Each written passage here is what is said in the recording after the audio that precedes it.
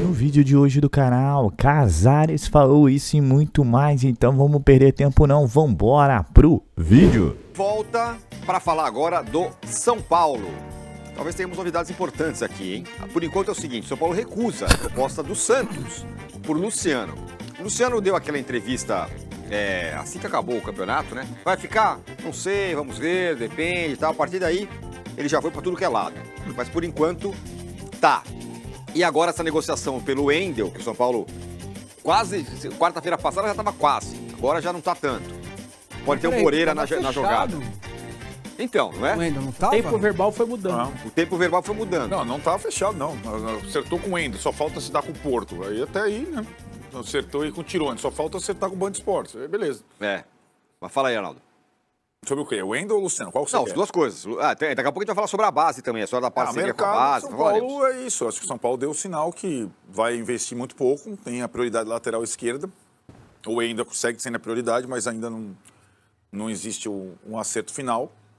O Luciano, Tirone, o São Paulo só vai negociar o Luciano para um clube fora do país, né? Então o Luciano não vai jogar no Cruzeiro, provavelmente, não vai jogar no Santos, provavelmente, não vai jogar no... Então, eu acho que quando ele se coloca no mercado, empresário e tal, ficam numa agita. O Santos está querendo contratar jogadores. O Santos, né, a gente ainda não... O Santos, o Gabigol, tô dentro. Dudu, tô dentro. Luciano, tô dentro. Ele está tentando seduzir algum jogador já, tarimbado, rodado e tal. E o São Paulo não vai se desfazer do Luciano sem ter algum outro jogador minimamente do nível contratado. Como está muito difícil contratar jogador, o São Paulo só vai abrir mão do Luciano se uma proposta do Arábia tal vier muito forte e ele quiser sair. Para o mercado interno ele não sai. O Santos abriu uma empresa, né, para achar petróleo, né? Para contratar todo mundo? Não, a sonda todo mundo, sonda esse, sonda aquele. Agora, olho na tela aí, Massa, tem os números do Luciano pelo São Paulo, depois eu vou acrescentar um outro detalhe. Desde que ele chegou, foram 261 jogos, 85 gols marcados, 23 assistências e 3 títulos conquistados. Na verdade, os três últimos que o São Paulo conquistou aí há muito tempo. Na temporada, foram 60 jogos, com 18 gols, 2 assistências e um título, a Supercopa que ganhou do Palmeiras. Agora, o que eu ia te falar, e vou de novo recorrer aqui ao Bola da Vez, ótimo Bola da Vez, com o Zubeldia lá, do nosso companheiro André Plihal. Exato, até ele fala do Luciano. Vocês viram ele falando do Luciano? Ele falou muito que interessante. Se o Luciano não for o que ele ele não joga no São Paulo. E além disso, falou, o Luciano é um jogador que tem vínculo com o gol, ou seja, gosta muito de fazer gol, mas ele corre muito, ocupa espaço. Ele falou do GPS do Luciano, que ele é um dos jogadores que mais andam em diferentes lugares. Mais se eu faço isso com um meia, talvez seja quase que um desperdício, né? Fazer o cara correr e ir aqui para lá, e que o Luciano faz isso. Eu acho que bem curioso. A aspa é assim, né? Depois desse negócio do GPS. Com isso, não quero dizer que venha um 10 e que se vá um que esteja jogando de meio atacante, que hoje é o Luciano.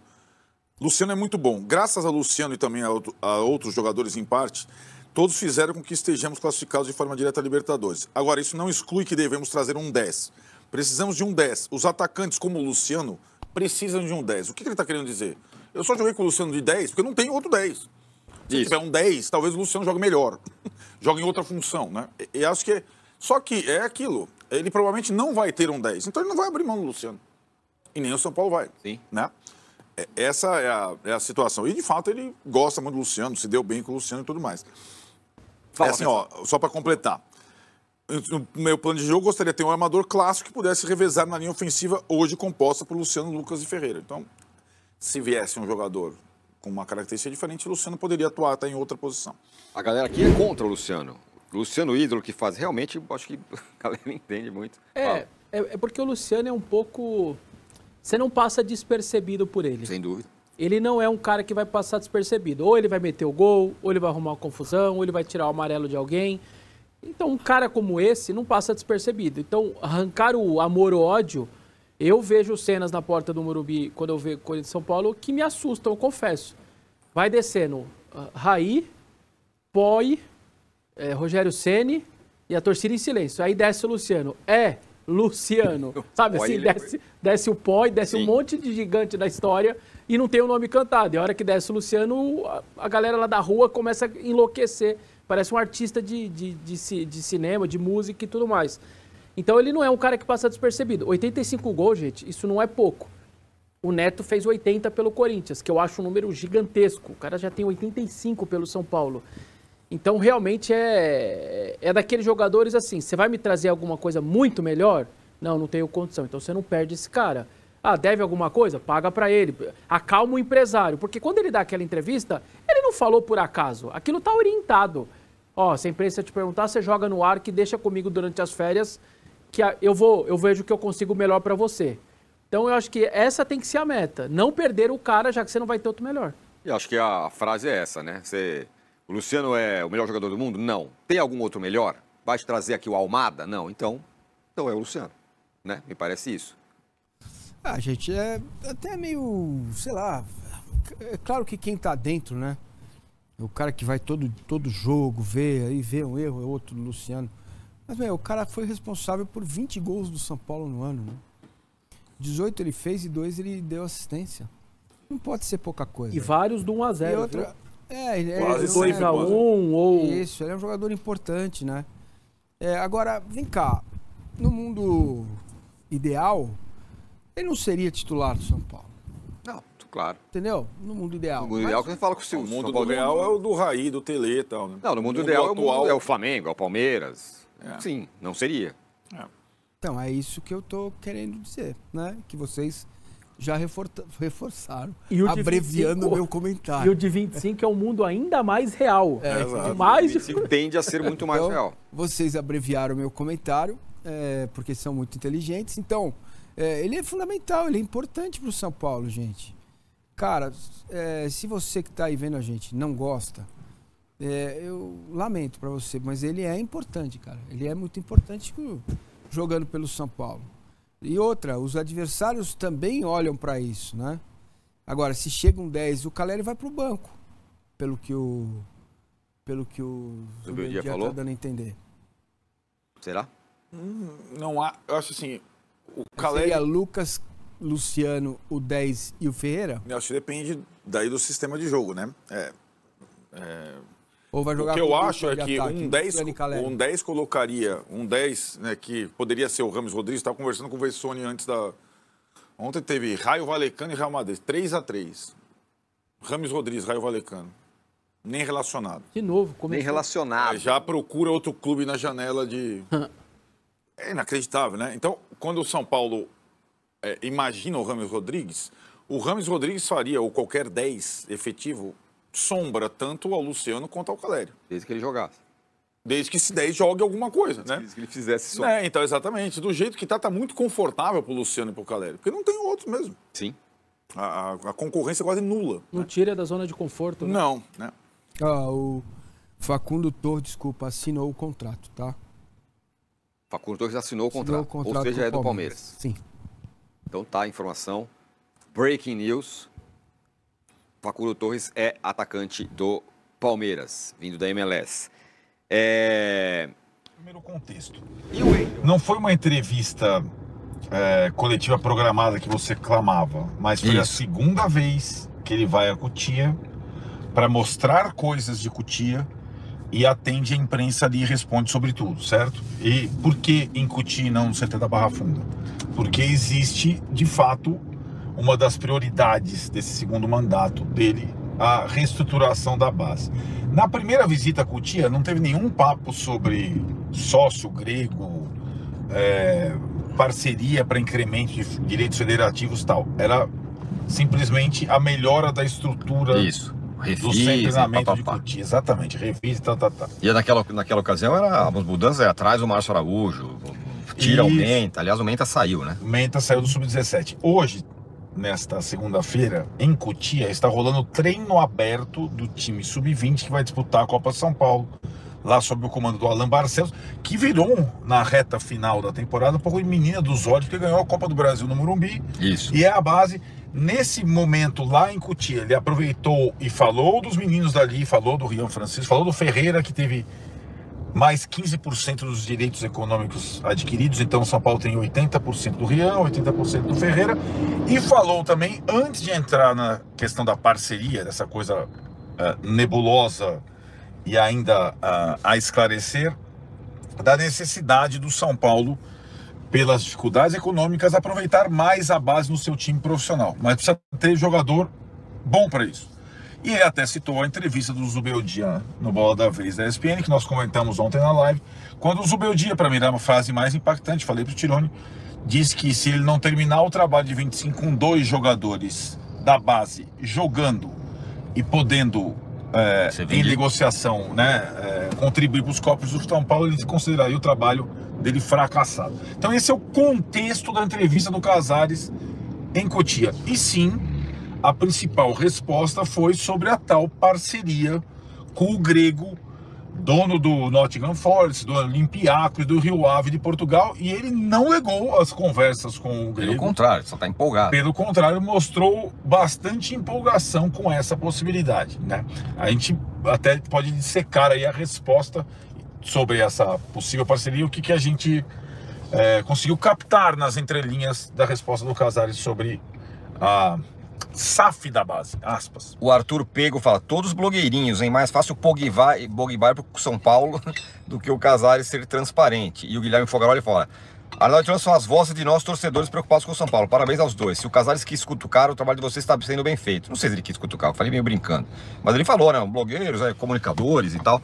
Mas enfim, vamos ao que interessa. A primeira resposta grande que ele deu sobre a questão da base. Primeiro não. No meio do caminho ele negou que vai ser uma venda, não, isso é um patrimônio do clube e tudo mais. Mas aí ele falou uma coisa, agora se no futuro o São Paulo caminhar para uma SAF, é claro que o grego lá vai ter prioridade na compra. Aí eu já falei, opa, pera lá. Eu acho que essa entrelinha é importante, porque sendo esse o parceiro, o sócio, eu estava conversando com pessoas aqui do mercado e todo mundo não teve, eu não tinha dúvida, eu só fui atestar. Né? O grego, ele não poderia comprar a SAF do Vasco e ser sócio da base do São Paulo. Teria um conflito de interesse. O que pode estar sendo negociado por essa entrelinha do Casares é a parceria na base num primeiro instante e depois, caso o clube vá virar SAF lá na frente, esse seja, digamos, o primeiro a ser consultado, né? Como se tivesse uma prioridade na contratação de um jogador, ele teria prioridade na aquisição do São Paulo SAF, se for aprovada a SAF lá na frente. Sim. A informação que eu tenho, o grego, interessado muito no mercado brasileiro, que está efervescente, em primeira instância, gostaria de ter um clube em São Paulo, por conta do mercado e dos valores do mercado paulista. Porém, não tem nenhum dos grandes clubes de São Paulo em processo de virar SAF. Nem o São Paulo, nem o Palmeiras e nem o Corinthians. O Vasco está desesperado na cidade de São Paulo. Então não entra o Santos na jogada. Em tese, não. O poder de arrecadação é muito menor, né? Sim. É uma outra circunstância. Pode até interessar, não sei. Sim. Mas em princípio, né? Que são clubes populares como o Vasco, mas que não estão em situação desesperadora, e o processo de SAF para ser aprovado, vai ser muito mais complicado, seja no São Paulo, no Palmeiras ou no Corinthians. O Corinthians vão combinar que não está numa situação exatamente muito boa, né? Pelo contrário. Mas ninguém discute mas essa não é... E acho que seria mais difícil o Corinthians ter um dono pelo perfil do clube. Isso não está colocado. Não está colocado no momento. Aí, Tironi, eu acho que essa questão, ele fala dos detalhes que o São Paulo não perderia o controle da base, não venderia a base, teria uma parceria para incrementar, foi o que a gente discutiu ontem na live, incrementar e muito a capital de jogadores jovens. Isso. Para serem utilizados e serem negociados. Então ele parceria para ter mais condição de captar jogadores jovens nível A, que ele fala. Isso. Que possam reforçar o time profissional, mas sobretudo rentabilizar para o clube com vendas e tudo mais, né? Agora, ele falou, no momento certo isso será elucidado. Então, qual é o momento certo? Qual o percentual do sócio? Quanto, né? Qual que é o aporte do sócio? Quanto de cada jogador fica para o sócio? Como ficam os empresários atuais dos jogadores que têm direitos percentuais por ele? Por exemplo, né? Eu acabei de falar do Ferreira e do Rian Francisco. tem 20% de cada um desses caras que não é do São Paulo, e nem do Grego ainda, né? Então, são muitas coisas a esclarecer.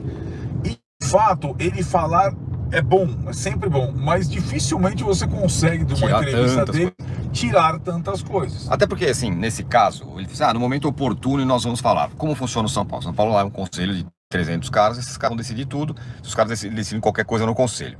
Então, provavelmente o Casares não vai falar detalhes abertamente, eu não sei quais são os detalhes, para não causar uma possibilidade disso pegar mal. Então é mais fácil ele convencer 300 caras no conselho do que convencer a torcida inteira. Perfeito. Uma vez passado no conselho, passou. Mais ou menos o mesmo processo do fundo. O mesmo processo do fundo. Não estou dizendo que vai ser ruim, o cara vai lesar o São Paulo. É só que não é estrategicamente razoável o cara falar para todo mundo, vai ser o seguinte, o cara vai ficar com 90% na base. Pronto. Vai causar um problema, vai ter protesto da torcida, vai ter não sei o quê. Convencer os caras não estou falando que vai ser isso. Mas convencer 300 pessoas é mais fácil do que convencer a torcida inteira. Jair Araújo, toda vez que vocês entram online sem jogo é um mini infarto. Excelente trabalho de vocês, obrigado. E o Eduardo Peleissone fala, acho o fundo de investimentos mais o dinheiro na base, boas iniciativas. Vender parte dos direitos federativos de uma base que não tem revelado grandes jogadores nos últimos anos seria uma grande iniciativa. O Casares está entendendo assim, como se fosse uma questão casada, Exatamente. Né? Uma coisa ou outra. O fundo mais a base. E eu acho que isso foi importante hoje, a gente ouvir da boca dele, mais do que na nossa boca. Eu falei isso ontem na live. Me parecia agora com essa coisa serem coisas, duas das três frentes do segundo mandato, essa da base e a da reestruturação econômica, coisas casadas, justamente com os termos que você utilizou, né? Então, que rolariam concomitantemente. Agora, a do fundo, como ele também falou nessa entrevista, já está aprovada e em andamento. Quando ele fala das questões ali de eventuais divergências com o departamento de futebol e tal. O fundo já foi aprovado com seus limites e tudo mais. E quando o Tironi fala que a parceria para a base, ela ainda precisa ser aprovada pelo conselho para ser efetivada. Isso. Então, acho que a ideia é casada, mas tem uma coisa que já andou e a outra veio à tona agora. Isso. Né? Essa questão da possível parceria com esse Grego pelas categorias de base do São Paulo. Ou seja, como diz o Arnaldo, é bom que o Casares falou, ótimo, excelente o cara ter falado. Não esclareceu todos os detalhes e para a gente entender que estrategicamente ele não vai também revelar essas coisas agora. É ruim, não é o ideal, mas... Até pelo perfil dele, né? Ele não é um entrevistado que vai direto ao ponto. Sim. Ele vai dando algumas pistas, a gente já aprendeu como ele é, né? Exatamente. E tem evidentemente no discurso dele, nas entrevistas, contradições. Ele lembrou uma frase que ele disse pra gente na nossa live de candidatura lá atrás, sobre SAF, repetiu agora nessa entrevista, dizendo que eu falei lá atrás, o São Paulo não seria o primeiro e nem seria o último a virar SAF. Isso, repetiu. Repetiu agora. Porém, nesse negócio da parceria da base, ele fala, o São Paulo sempre foi vanguarda. Isso. E nesse caso ele seria vanguarda nessa parceria com um investidor estrangeiro sobre a base do time, né? E eu vou repetir o que eu falei, não acho que é uma pedra, tá na pedra escrito, mas ele ele não negou a possibilidade de SAF, pelo contrário, falou, se no futuro talvez eu não esteja mais aqui e tal, e blá blá blá, uma coisa tá linkada à outra, inclusive, né? Sim. O Grego, como eu falei, ele disse teria prioridade caso o São Paulo resolvesse virar SAF. Deu a entender, sim. Deu a entender, não. Isso ele falou claramente. Claro que ele teria uma prioridade e tal. O Marcos Santos fala, o Casares e sua diretoria só pioram o São Paulo? Não tem nada a elogiar na opinião de vocês? Parece a opinião da torcida da internet. Não, a gente tá pelo contrário, Marcos Santos. É que assim, Marcos, quando a gente faz... Pra mim, qualquer pessoa, pode ser um dirigente, um técnico, um jogador, ele tem aspectos positivos e negativos. Se a gente enaltece algum aspecto positivo, a gente é... Vendido. Se a gente critica um aspecto negativo, a gente é considerado opositor, hater. Então esse é o mundo atual. Isso pode ser para cartola, para técnico ou para jogador, né? E em relação à direção do São Paulo, eu acho que nesse mandato várias coisas importantes foram feitas. Sim. Mas outras não andaram como a gente imaginava, né? Então e essa situação que eu acho que não foi objeto... ele passou por isso também, né, Tironi?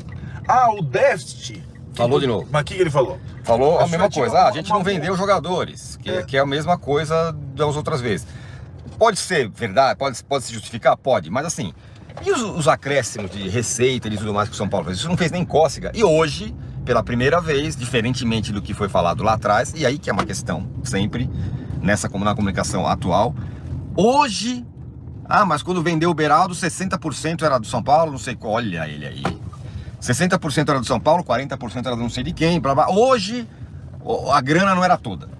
Hoje, então, quer dizer, todo mundo sabe que a grana não era toda desde aquela época, mas hoje, você lembra? A gente lembra bem quando o Belmonte foi vendido, quando o Beraldo foi vendido, o Belmonte foi na nossa live e falou, não, agora o São Paulo está em outra situação, não vai vender ninguém no desespero, agora a gente pode negociar porque tem dinheiro. Não, a grana não fez nem cócega. Não fez cócegas. Então é essa. Melhor momento de troca do São Paulo, tem oferta que já chegou por ele? Olha, o Ferrarese temos sondagens. É um grande jogador, é um jogador também que nós trouxemos da Premier League, porque é do Grupo City. Esse é o São Paulo também que tem credibilidade, que quando vai para a Inglaterra e Londres, que há 3 dias faz quatro reuniões com vários players. Então o Ferrarese é um jogador que nós contamos com ele, até porque ele jogou até de lateral direito, foi bem. Mas depende muito. Gabriel, todas as propostas são ouvidas e analisadas.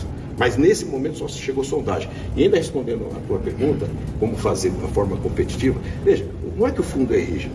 Existe um teto, porque o São Paulo, muita gente falou assim, essa pergunta não chegou, mas já quero antecipar. E a dívida que aumentou? Claro que aumentou. Porque nós estávamos mantendo esses jogadores. O São Paulo foi o clube que menos vendeu atletas. Quando tinha uma possibilidade do Pablo, ele se machucou, né? Foi uma contusão difícil, está treinando, graças a Deus está bem. E muita gente não sabe, é aí que eu entro para vocês explorarem. A venda do Beraldo, nós ficamos apenas com 60%, porque já tínhamos os outros percentuais, como muitos dos casos, já com empresários. Então, às vezes a receita que é anunciada, ela não tem o valor líquido, né? Ninguém sabe, só quem está no caixa, gerindo o caixa é que sabe. Então esse é um processo, por isso que nós estamos pensando de forma estratégica aqui. Mas eu acho que vai dar para fazer um time competitivo. E veja, eu outro dia olhei e vi demasiadamente comunicadores dizendo risco de rebaixamento. Meu Deus, vamos analisar. O São Paulo foi 6º colocado no Brasileirão.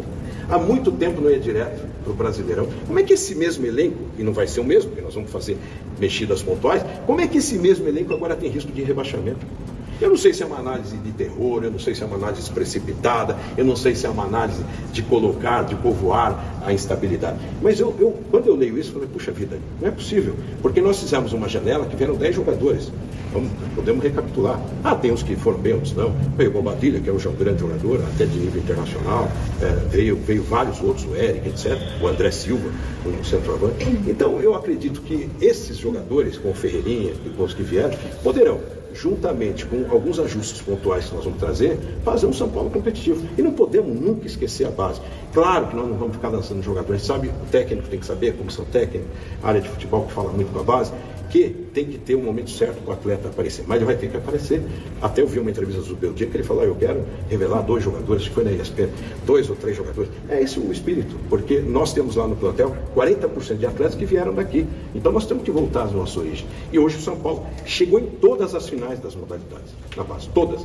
Ganhou algumas, perdeu outras, mas no futebol de base é importante estar aparecendo. Então vem uma safra boa também. E claro que se a gente potencializar nesse projeto, nós vamos quadriplicar o potencial de atletas nível A. E isso vai... O Casares falou e não falou, né? Falou que era possível, né? Mas sempre deixando mistério no ar. Então a gente vai continuar buscando informações aí, discutindo aí sobre o futuro do São Paulo em 2025. Odeio quando a gente fala não, que a gente não vai brigar contra o rebaixamento em 2025, porque a gente foi 6º, não sei o que, não sei o que, cara. Vamos esperar 2025, faça o seu trabalho e depois você, quando ela terminar a temporada, você fala se foi bem ou não, entendeu? Odeio, cara. Fica dando chance pro azar. Primeiro vai lá, forma o time, contrata, vende quem tem que vender, contrata quem tem que contratar. E aí veremos aí como é que vai ser o trabalho do técnico Zubeldia na temporada que vem. Ponto, simples assim. Tá claro que ele tem seus objetivos, o Fidic é um deles, de acordo com o Tirone, que tem informações internas lá. Tá indo bem, tá conseguindo captar um valor bacana, mas assim, também a gente não sabe o valor, se já chegou o valor, se está próximo do valor que o São Paulo, né, fez lá junto a Galápagos. Depois você tem a base. Não tá claro também, não. Tá claro que não vai ser SAF, mas vai ser o quê? Que parceria é essa? Como vai funcionar? O cara vai botar dinheiro, vai ter porcentagem. É só algo inédito no Brasil. Ótimo, né? A gente continua sem saber nada. Aí foi lá, se posicionou, falou que não existiu do Oscar. Acho uma baboseira. Eu acho que, não sei, 33 anos, jogou 8 anos na China. Não tá afim, cara. Não traz, cara. O São Paulo quer trazer, engolir cara que não tá afim. Pega o cara e tá afim. Aí eu vou dar um exemplo que eu sempre dou. Muita gente que não gosta. Ainda o Rato, negou o Fortaleza, não sei o que. Queria, porque queria vir pro São Paulo e veio, pronto. Fez o gol da semifinal, ajudou no título da Copa do Brasil. Ano passado, infelizmente, se machucou muito. Mas é isso, entendeu? Tem que trazer cara que quer vir, tipo Calé, tipo Lucas, não um Rames Rodrigues da vida, né? Então tem que pensar direitinho.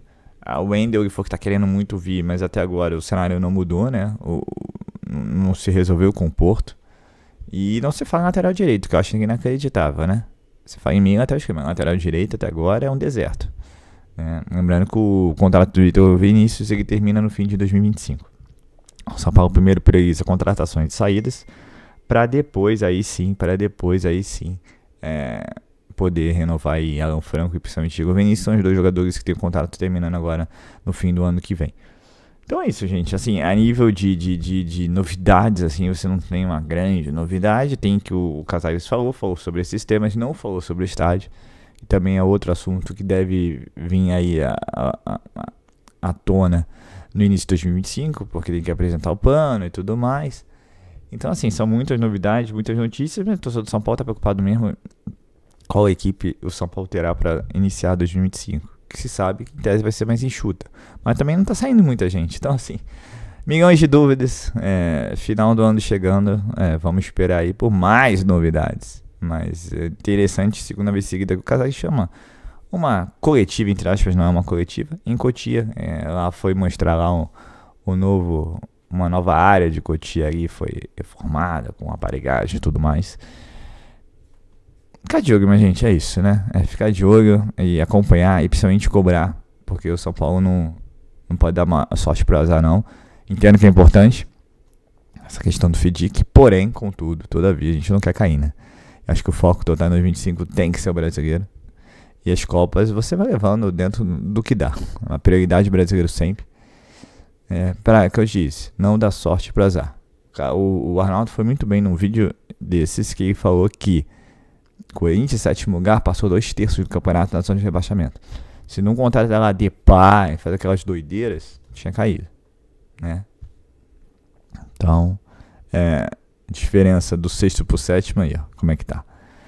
Então é isso, pessoal, eu sou Marcelo Mazorra do canal Mazorra SPFC. Se você quer ficar ligado nas últimas notícias, nas novidades do São Paulo Futebol Clube, não deixe de se inscrever no canal, ativar o sininho para notificações. Se puder nesse vídeo, deixa aquele likezão, tá ok? Saudações tricolores, uma ótima terça-feira a todos e valeu!